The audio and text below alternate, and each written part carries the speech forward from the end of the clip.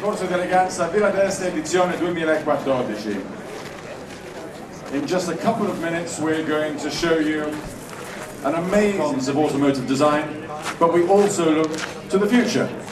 And you will have admired. Good afternoon, Martin, the head of the famous Victoria and Albert Museum in London. Patrick Goodfellow, thank you, Winston, he knows a bit about cars as well. And last but not least, Harm Lagai.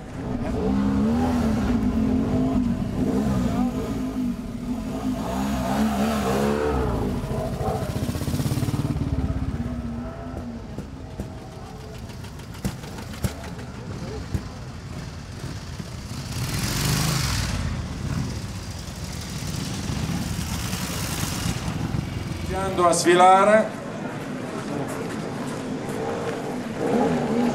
preceduta da un'anteprima, una novità assoluta.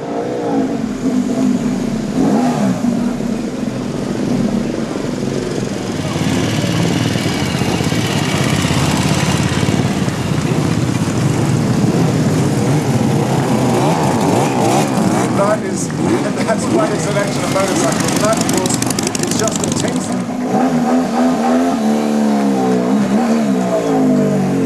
Very good. Germany's answer to Peter Fonda. Easy right.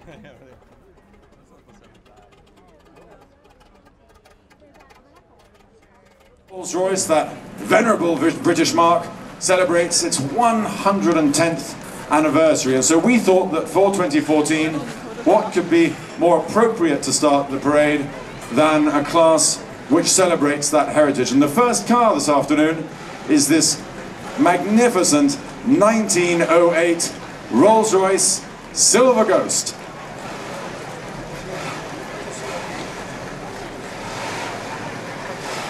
Years ago, and look at it, still going strong. This particular car has been in the Ferranti family since 1965, I believe.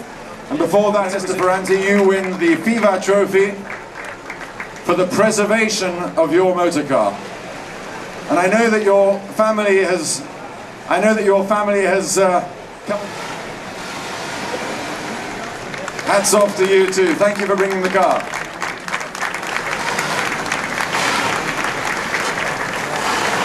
Not bad for a 108-year-old, is it? And now we move forward a few years to something equally spectacular.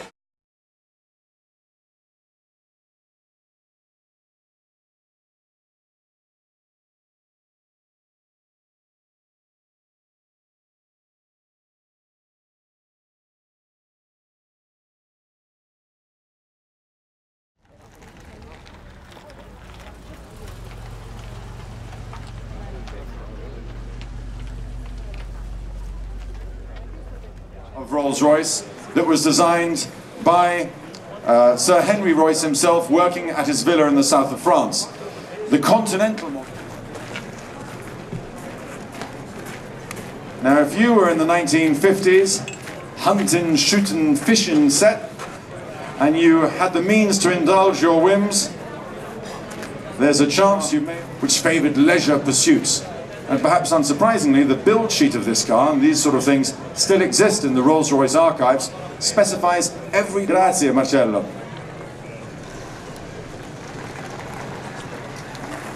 La Rolls-Royce giardinetta la possiamo chiamare, Carlotto? Come sì, lo definiresti? Giardinetta, familiare. Giardinetta, una dei quattro esemplari costruiti.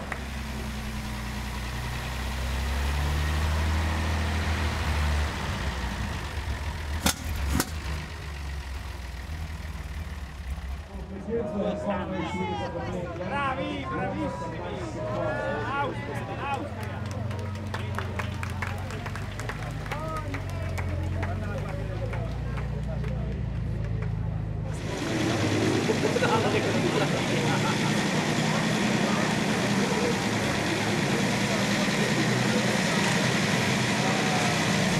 Good afternoon, Alexander Schaufler, dressing up for the occasion, and we especially appreciate you bringing these lovely ladies to us to be with us this afternoon. Alexander, thank you. Ladies, thank you. Do duck, otherwise you'll take the parasol with you, and you wouldn't want that. Always a crowd favorite.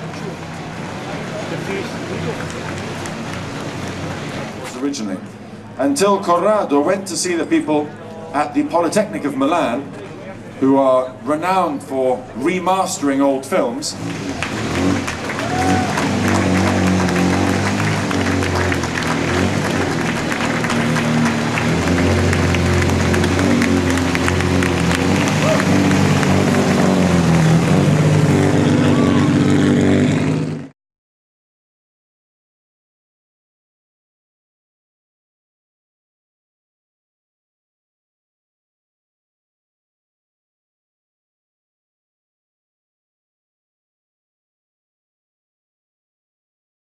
Whose name was Joe Alphabet. What really Joe Alphabet? His name was so difficult to pronounce, which resulted. Potevi scegliere, sì.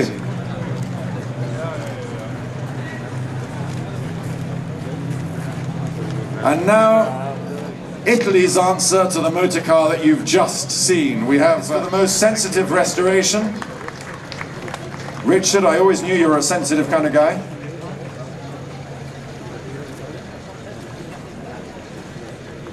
The Lancia Astura. Thank you, and congratulations. The most sensitive restoration for the Lancia Astura Pininfarina Bocca Cabriolet.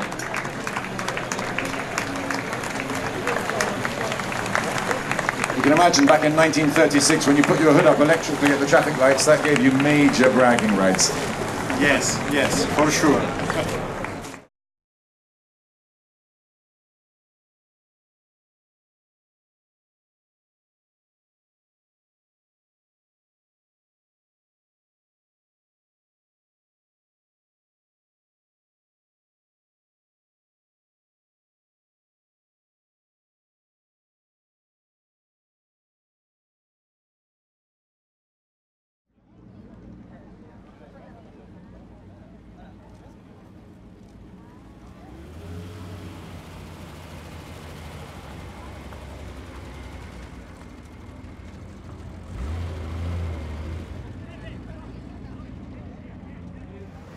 This one went to a night in France, the other one went to the Sultan of Morocco, no less.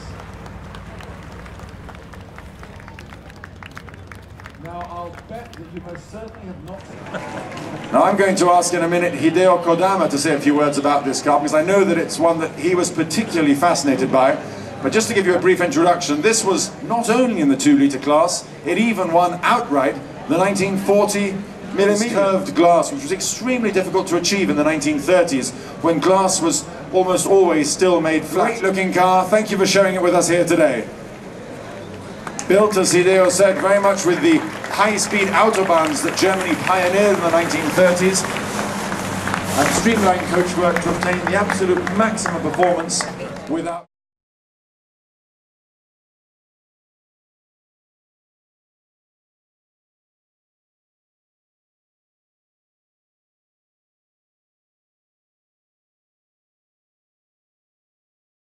Bene. Sì, Simon. Lancia aveva questa tradizione innovativa estrema, tant'è che alcune sue soluzioni non furono poi capite subito, ma solo in un secondo tempo. Aveva anche brevettato il fondo piatto per una macchina, se ricordo bene. E la scocca portante.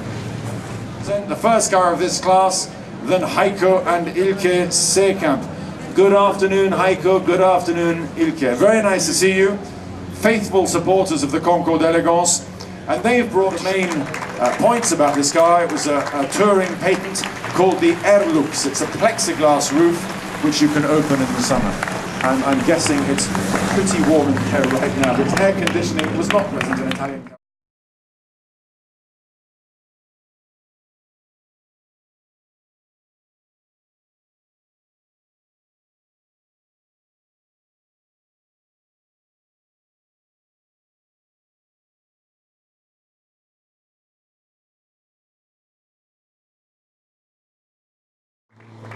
And now, poised for takeoff, the Mercedes-Benz. Its contemporary rivals in the 2-seater sports car stakes of the 1950s. although this one was just a little bit more expensive. This was the BMW 507, one of the great lines of the BMW 507, and this particular car has actually just been restored in the workshops of BMW Classic in Munich.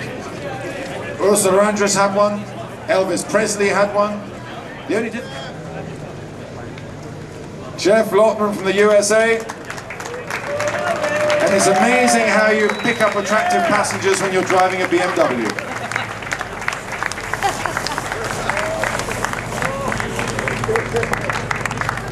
And now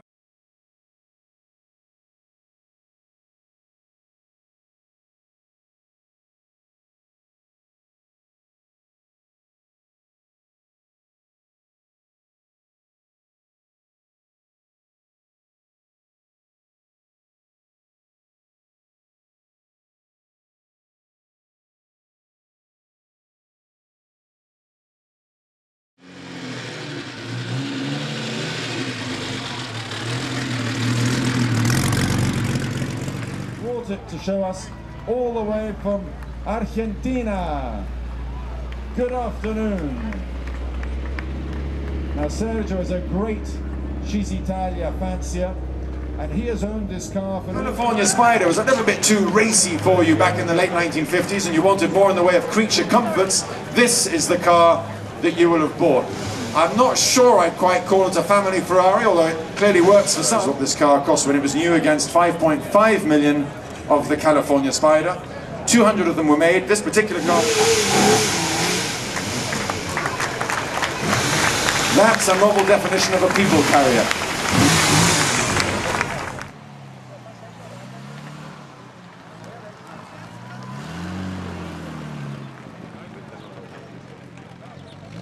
Come to say hello is of course the son of the great Carlo Felice Bianchi Anderloni, and he's given the bear as a symbol of good luck to the owners of this Hudson Italia.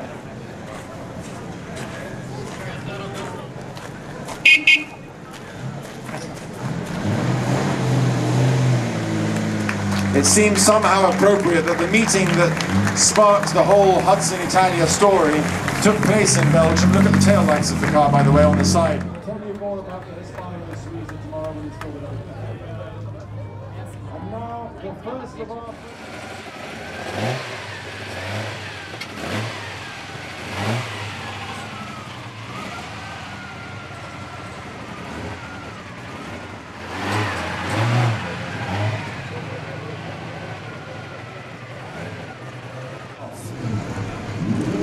How are you getting on there, Steve? Thumbs up, looking good. That's perfect. Stop her just there if you would. That's all, I'll keep it brief. But this is just a recycled racing car, but that just a recycled racing car isn't any old racing car. So it's not as easy to drive as one might think. Batman and Robin would have loved it. Al Salone di Parigi del 1964, esattamente 50 anni fa, ma che non ebbe mai seguito. No, una costruita, del resto il tetto a pagoda diventò veramente un'icona del design. Very, very hot right now. That's it. Spectacular. Perfect. Shiro Kosaka all the way from Japan with the Abarth 2000 Scorpione. Good afternoon, Shiro. Welcome to Villa d'Este. It brings design in a different stage because the body is not unique.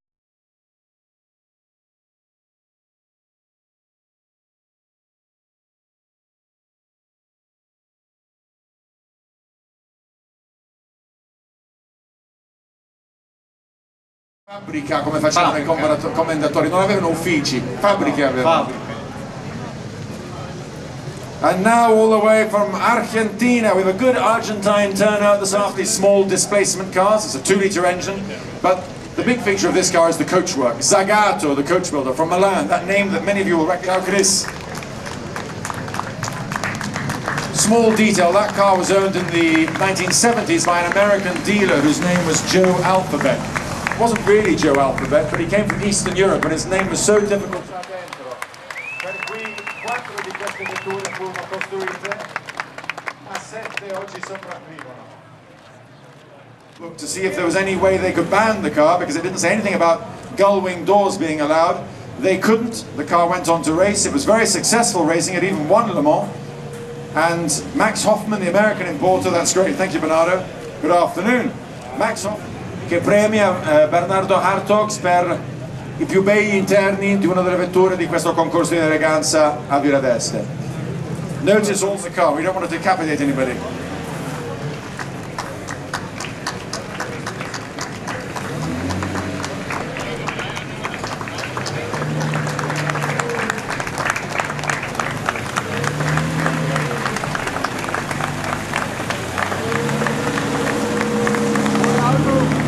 Michael Kaufmann from Austria with the 1957 Aldo Lago America.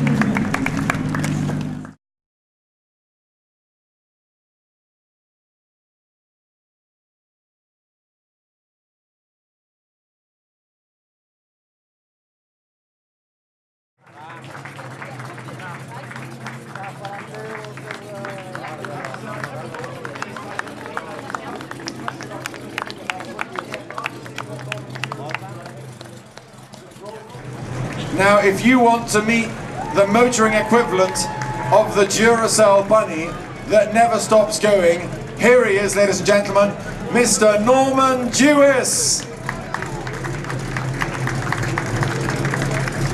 You'll notice from his tie, he's a great fan of Western movies and cowboy boots. Norman Jewis, ladies and gentlemen.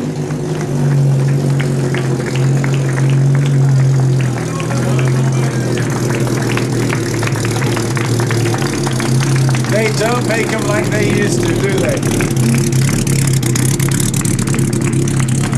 Yes. For the Ferrari 250 GTO. Now this, ladies and gentlemen, is probably the most iconic Ferrari in history. And that's quite a boast.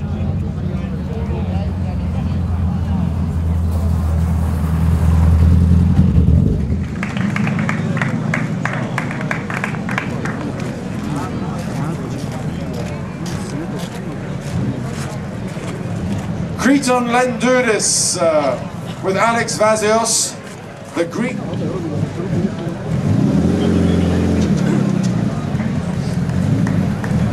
Alex Vazios in the passenger seat, however, collects Abarth. È la cosa che non può mancare è Gigia, il cagnolino. Grazie. Thank you.